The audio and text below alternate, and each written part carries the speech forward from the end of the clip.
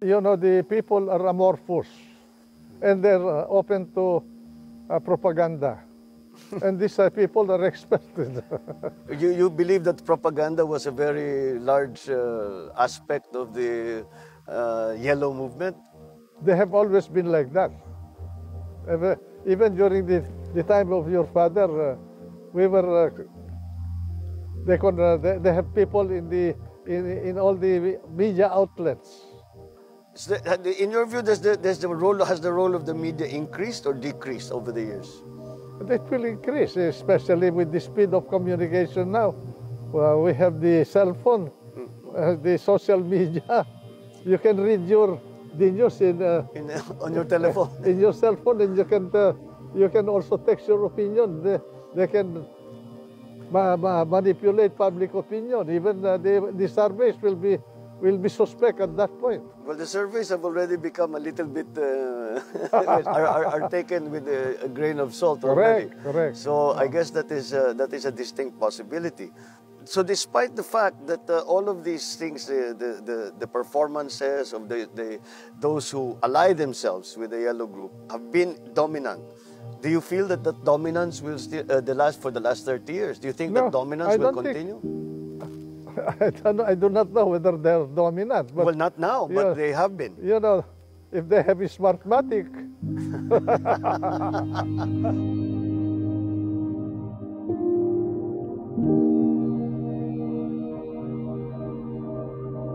Bongbong. When I was in that government, I knew that I was there only temporarily because from the very start, I was actually like a pariah in the cabinet of Cory. Yes, because you were considered the main implementer of martial law. And I think some of the orders that were signed by you and by then President Marcos. So kayo talaga ang sinisisi doon sa martial law. At saka, hindi lang yun eh. 1 month after your father departed, I thought he will reopen the Batasan Pambansa.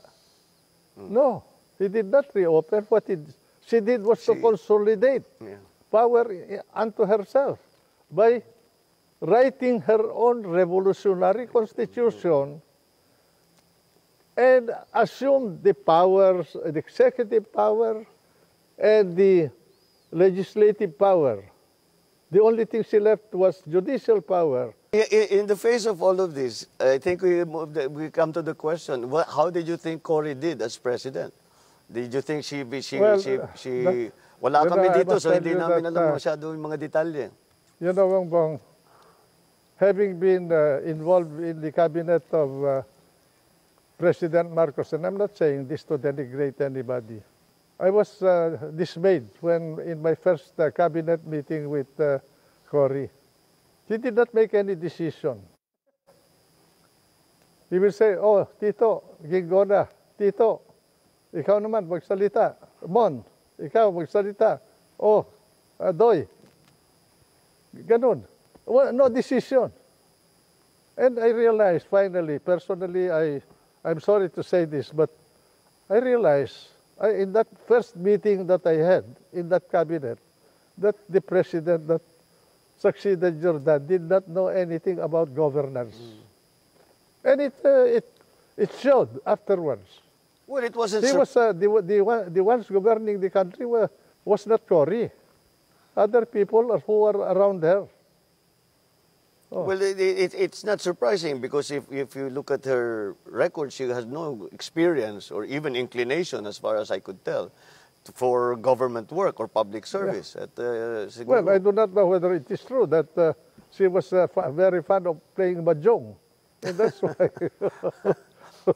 Well, since we've come to the subject of Cory Aquino, and I guess that brings us to EDSA.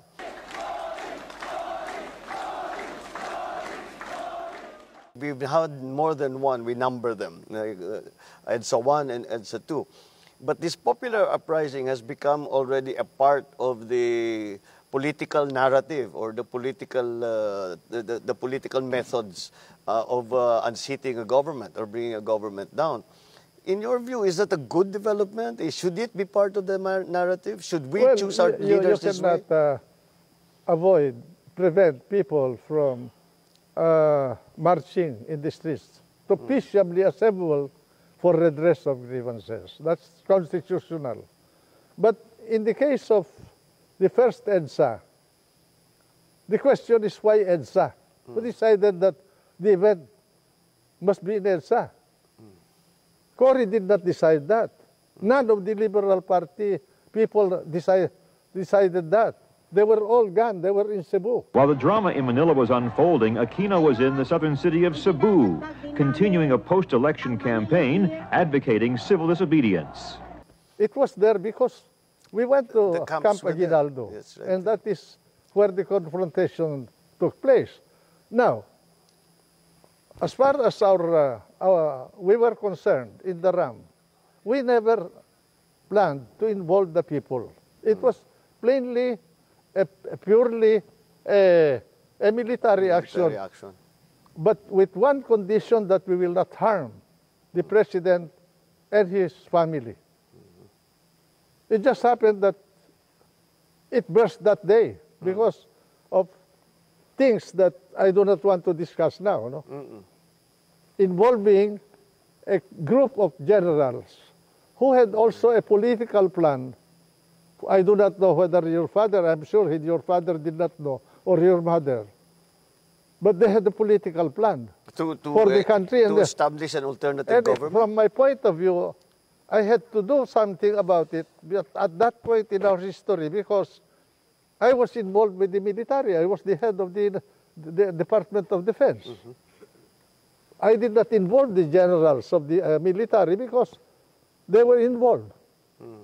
And so I had to work with young people in the military who were idealistic enough to agree to protect the interest of the country and the Filipino people without involving the people themselves. You see? But God was with us because that event turned without any bloodshed, turned out to be bloodless. No? Yes. Oh. Because your father restrained himself. I understand you gave them orders to wait. I told them to wait because there are massing civilians near our troops, and we cannot keep on withdrawing. They asked us to withdraw yesterday. When I talked to Mr. Enrile, he said you talked to you, we withdraw a little. My order is to disperse We cannot the withdraw crowd all the time, Mr. President. without shooting them. No, hold on. You disperse the crowd without shooting them. I remember many of his advisors at the time in the palace, where we were observing what was happening in the camps with you and General Ramos. Many were advising him to I read the book attack. of Art Armisa, no? And I saw the restraint of the president as gleaned from that book. And I saw also the folly of our plan to assault the palace. If we assaulted it, we could have been massacred. Because at that point, you were prepared already. We were very well prepared. I think it's the first time we are able to talk about it. We would have been massacred there, you know. In fact, but I think there was a guiding hand that more or less controlled that event. By the way, I did not know that your dad was sick, huh? If you remember, I went to the palace. I do not know whether you heard about this. July of 1985, I was resigning. Why were you resigning? Because some people reported to the president that my men in the Department of Defense were scaling buildings at night. It was true that we did, but that was in connection with his instruction to me to organize an anti-terrorist group unit in the Department of Defense. So on that basis, you thought that you did not, no longer... No, they were saying that you were planning something. Although, to be truthful, at that point we were organizing because I received an information that there was a military junta and that I was supposed to be executed by that junta. if something happens to your president. I did not know that the president was sick at that time. Why were you on the kill list of that junta? Why are you the declared Probably because I was a enemy? hindrance to their political objective. So unbeknownst to many or most people, there was a plan for a military takeover already. Correct. And the junta was already organized. Yeah. Can you tell us who the members of the junta were? Well, maybe for you will be surprised. The chief of his staff, the general of the head of the Philippine Army, the head of the Philippine Air Force, the head of the Philippine Navy, the head of the Philippine Coast Guard. Those were the members of the junta. How were they going to take over the reins of power? According to the information I received, if your father died, they were not supposed to announce it at all. They will keep it away from the knowledge of the public. They will invite all the members of the cabinet in the name of your father for a cabinet meeting. And once we are in the palace, we will be quarantined. But in my case, I will have to be executed. This is something that, again, I don't think maybe this is the first time that this information has seen the light of day.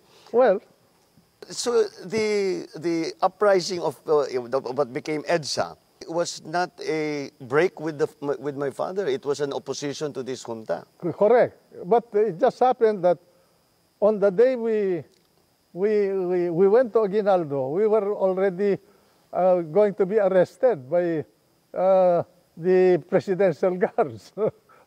Well, because of the information that you got, that the palace got. And naturally, we had no other way except to defend ourselves. I think it reached a fever pitch when you were barricading, because I remember those helicopters, those very famous photograph of the helicopters landing on the roof and unloading firearms and military equipment. And nagbarikada na sila. That was the helicopter of... ng army. No, yung mga Huey. That was the helicopter assigned to the Secretary of National Defense. MND yun. I see. Yun na nga. That was the helicopter I was using. But they came and the photographs were published of them unloading firearms, unloading military equipment, communications equipment. And the assessment in the palace at the time was that this is the beginning of a coup d'etat. But we had information beforehand that there was going to be an attack on the palace. Correct. I received the information. But there was no plan to harm the president. That is what Greg Honasan also told me when we talked about this long after the actual events. That was our common agreement. And Minister Enrile commandeering the complex housing the Ministry of Defense. Well, Tito, you know, I have been, all this time, since 1986, I have been wanting to ask you a question, and I have never found the opportunity to do it. And I think this is a good time. Yeah. After all that happened in EDSA, after all of this uprising, etc., nandun na kami, dinala na kami sa Guam and then eventually to Hawaii. Bakit hindi kayo ang nagpresidente? You knew the characters that were involved, and you were much more qualified than any of them. Your dad was giving me the government in the morning of Tuesday, February 25. I remember, Tito, I was there when he made the phone call to you. Correct. He was asking me to ask sorry to postpone her oath-taking. But I told him I would try. You know, Bongbong, I did not intend to take over power in the first place. But while I was inside Camp Aguinaldo, Camp Crame, I was thinking about what will happen. And I said, if the military will take over, I will involve the country into a possible civil war. Because the election was just finished. There is a big block of votes that voted for Cory. There was a big block of votes that voted for your father. And I was not exposed to the electoral process at that point. I'm sure that if the military took over and I assumed power, I will have enemies inside my military organization also. Then there is a possibility that the two forces that fought in that election will combine. Was it likely? It's possible. I suppose yung tropa namin and those who were opposed to you within the MND center. And then you have the bulk of the military at that point, who did not know where they will situate themselves. All of that I thought about it. By the way, Monday night, I called for Jimmy Ongping to come to Camp Crame. And I said, this event that is happening now will be a protracted event. Let us organize a provisional government to handle the running of our revolutionary government. I said I proposed 5 cabinet positions: just defense, finance, local government, justice, and foreign affairs. Sa inyo yung 4, kako, na posisyon. Sa amin yung defense. Because I wanted to balance their political forces against the military forces. Alam mo ginawa nila that night? That is where I started to suspect them. They filled all the positions in the cabinet. They organized their own cabinet. But you had an agreement previous to that? I had an agreement with Jimmy Ongping. Ay kako, hindi po na mga totoo na tao na itong kausap ko. Yes, it's always been a mystery to me because you were positioned perfectly to take over the reins of power. And we were all a little surprised watching this again from far away. And we were saying, for sure, I'm sure, si Minister... I was afraid not for myself, but for the country, that it will cause a bloodbath. I think you were similar in thinking to my father because one of the reasons, and I asked him this directly, is that why were you so hesitant to use force in 1986? Nung talagang papasukin na yung palasyo, binobomba na tayo, binabaril na tayo, ganun. Why were you not, marami naman kaming tropa, we were very well prepared. Because as I said, we received the information of an imminent attack on the palace 1 week before you and General Ramos went to Crame and made your stand in Crame. So we had the chance to prepare.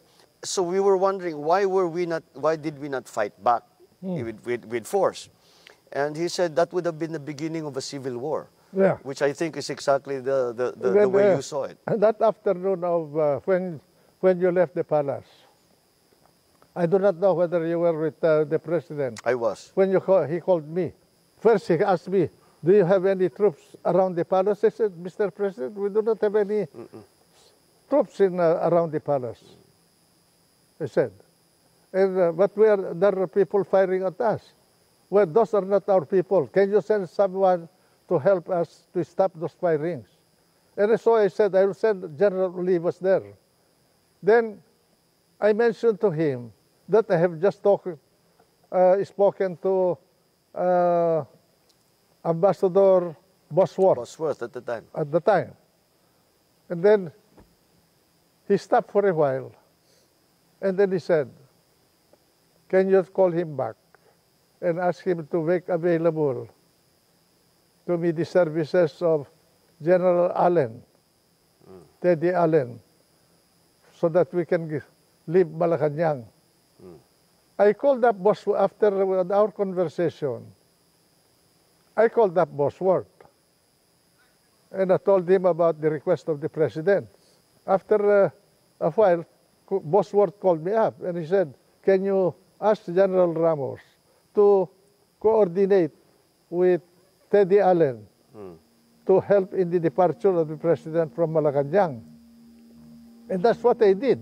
I remember very well that it was General Allen. We remember we were waiting for the American helicopters. Yeah. Because the presidential helicopters was also in Malacanang Park. Yeah.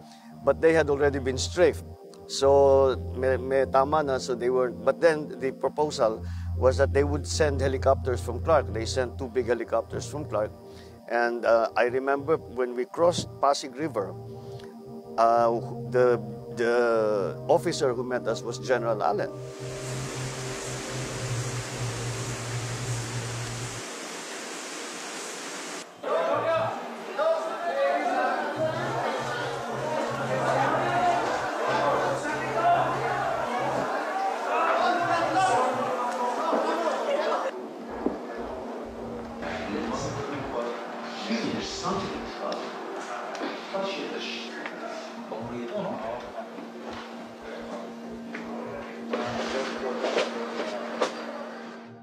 After I talked to the president,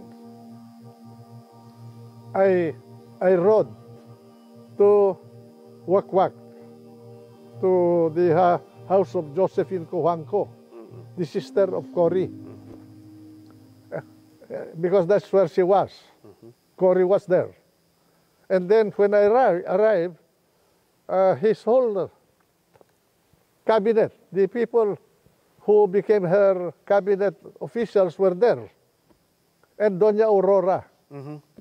And then I reported to Cory about my conversation with your dad, as well as my conversation with Bosworth, and that the president, your dad, was departing Malacanang.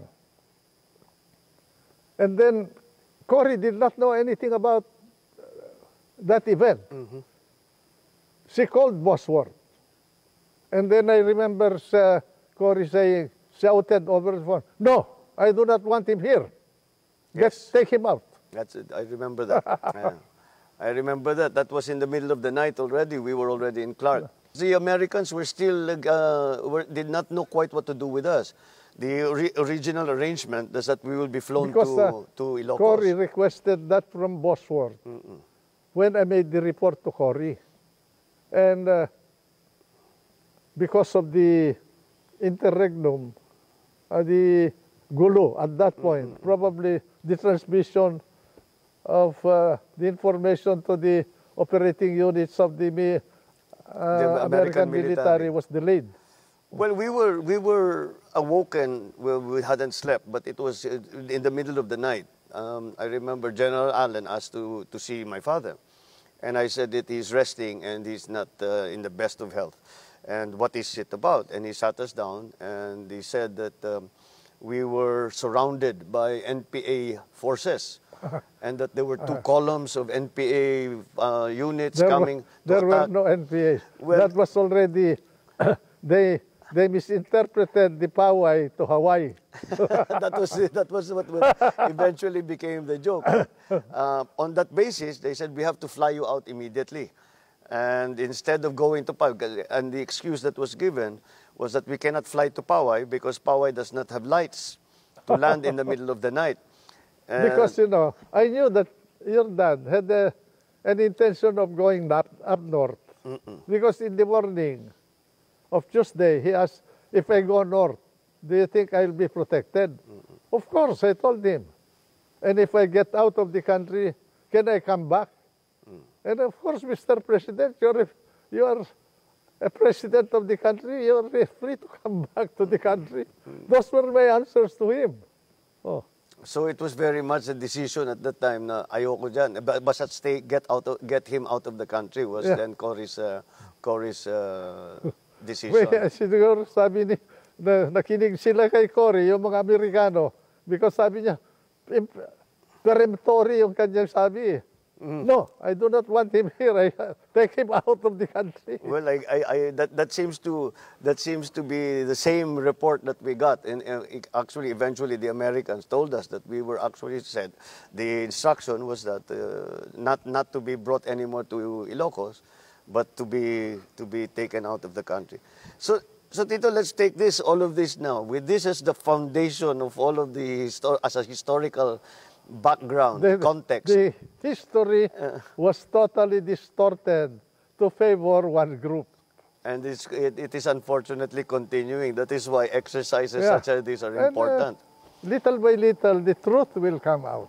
Well, I'm glad that you have asked me to join this conversation so that at least we can somehow correct the distortions of history. I am very grateful to you. And I'm Tito, willing to challenge anybody here in this country to debate with me about the events. Well, Tito, your knowledge and your perspective is based on actual experience and actual facts. I think that is the difference between you I did not and those that manufacture have been facts. challenging you. I have not lied to the people. I have not manipulated the events. I dealt with them as I faced them. Well, Tito, on that note, I Thank you. think I know it is for me to thank you for allowing welcome. us a view into the Anytime, any place, I'm always at your service. Just tiyag ni natata. Thank you very, very Magkanyaman much. lang.